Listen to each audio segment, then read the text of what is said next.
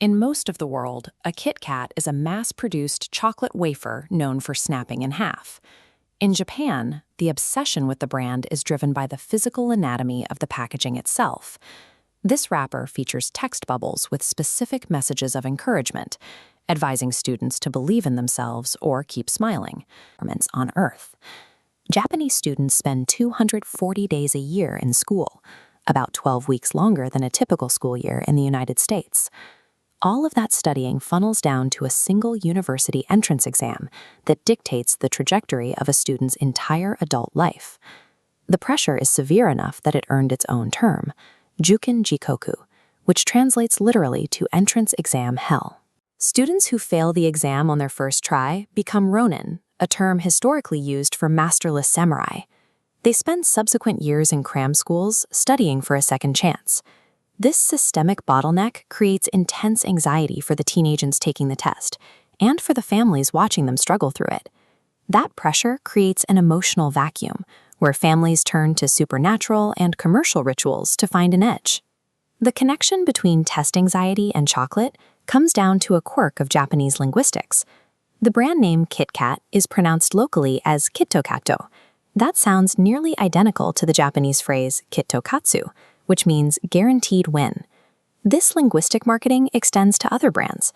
During test season, Michi's Karu chips are rebranded as Ukaru, the Japanese verb for passing an exam.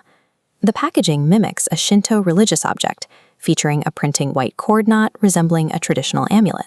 Through simple puns, language blurs the line between everyday commerce and divine intervention.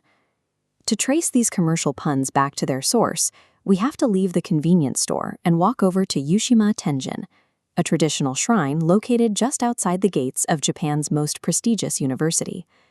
Students visit the shrine to pick up traditional objects of prayer, like wooden votive tablets called ema and specialized exam-taking pencils.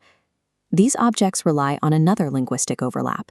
The word for pentagon, gōkaku, sounds exactly like gōkaku, the word for educational success. This votive tablet from the shrine takes that pun literally. Instead of a standard rectangle, it is carved into a distinct 5-sided pentagon. Students even buy 5-sided pencils instead of the standard 6-sided versions, allowing them to carry this geometric magic right into the testing room. Whether a teenager grips a pentagon pencil or a modified chick bag, they are relying on the exact same cultural coping mechanism to survive test day. So, when thousands of stressed students visit these shrines, who are they actually praying to? They are asking for help from Sugawara no Michizane, a brilliant 9th century scholar and the historical embodiment of the Confucian reverence for education. Michizane was unfairly exiled and died in isolation. Shortly after his death, deadly calamities, including plagues and fires, struck the imperial court. Terrified that his vengeful spirit was responsible for the destruction, the court attempted to appease him by deifying Michizane as Tenjin, the Shinto kami of education.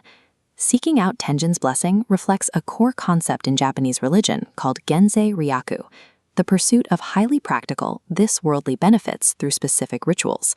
The Kit Kat functions as genzei ryaku in its most modern form. It channels an ancient Confucian value through a Shinto ritual, adapted into commerce to help students survive a hyper-modern world.